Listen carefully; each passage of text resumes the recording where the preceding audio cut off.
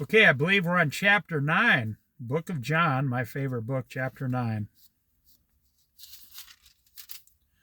Jesus heals a man born blind. What a great story. As Jesus went along, he saw a man blind from birth. Now, there's many ways to go blind, and I pray nobody ever has to go through it. And I pray all the blind people get healed. And God proves in this story he can heal anyone with anything at any time. But a man born blind, a person born blind, is a different thing. I mean, they've been this way from birth. They've never seen anything. They've never seen colors or water, or they hear things, they know about things, they describe things. You know, you get book on tape or whatever, but you've never seen them. So that's one aspect of the story. The other aspect is, back then, if you had a child born with a defect, the Jews unfortunately assumed your parents were adulterers. Your parents were sinners. Your parents were filthy, immoral people, and God is punishing your parents by doing something to their children. No. The Bible teaches clearly we are all sinners and all have fallen short of the glory of God. I do not believe that God says this man has committed adultery, so I'm going to punish his child forever. No. And we'll find out in the story, the disciples asked Jesus, well, why was this man born blind? And he says, to glorify God's name. This man was born blind by the will of God to glorify God's name later. You got to remember, especially those of you who are sick, God can show up at any moment, at any time, and completely heal you. You have to believe it. You have to believe it every day. As a Christian, you have to believe every single day as a Christian, God can show up at any moment, at any time, and heal you instantly. And God does it every day. Or God could have you live your whole life, and he takes care of you to glorify his name, and you're instantly healed when you raptured, or you go to heaven, when you die and go to heaven. You're going to be healed eventually as a Christian, either on earth or in heaven. And I know it's really hard to hold on to that for 30 years if you're the one not receiving a healing, but you have to concentrate on, is my life glorifying God's name? Let's get into it. As Jesus went along, he saw a man blind from birth.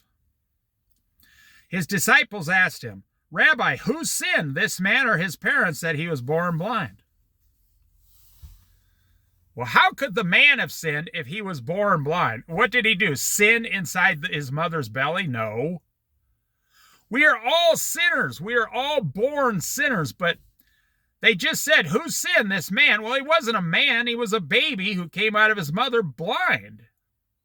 How could he be sinning, and he hasn't even been 1 day old yet?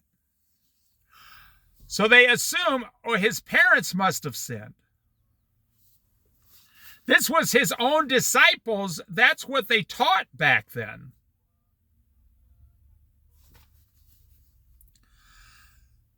Here's what Jesus said.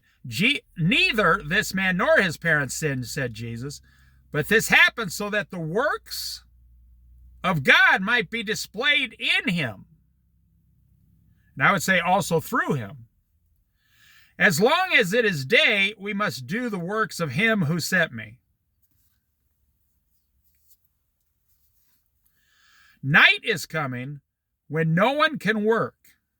While I am in the world, I am the light of the world. See, Jesus saying, I'm the light of the world. It's daytime now. The light is here.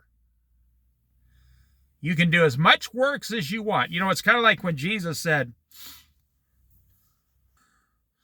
he said his time had not come yet, but for us, any time is good. We can do good works every day. You can send $10 to a charity every single day if you want to. You say, well, that's $300 a month. I couldn't do that. Well, how do you know unless you try? How do you know? You know, you should read the man who planted trees. It's a really short book. It's like 50 years old. There's several recopies of it. It's one of the greatest. I've only read 10 books in my life outside of the Bible, and this is one of them. It's the greatest book I've ever read worldly. The Man Who Planted Trees. You know, there's a guy in Saudi Arabia who did this. He took a desert and he came over to the Rocky Mountains. He was a multi-billionaire, and he said, I want to build a trout stream in the middle of the desert in Saudi Arabia. It was somewhere over there. And he was one of the billionaires. And he went to some university over here in Colorado, I think it was. He found out exactly everything he would need it. He hired the people, and then he went out into the desert and built like a 20-mile trout stream.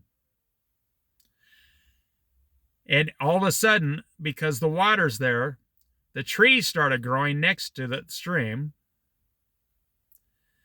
The whole valley started becoming green. And now that was his favorite thing. You can look it up on YouTube. His favorite thing was to trout fish. But now he improved the lives of thousands of people come there every year on vacation, regular people from his country, and fly fish.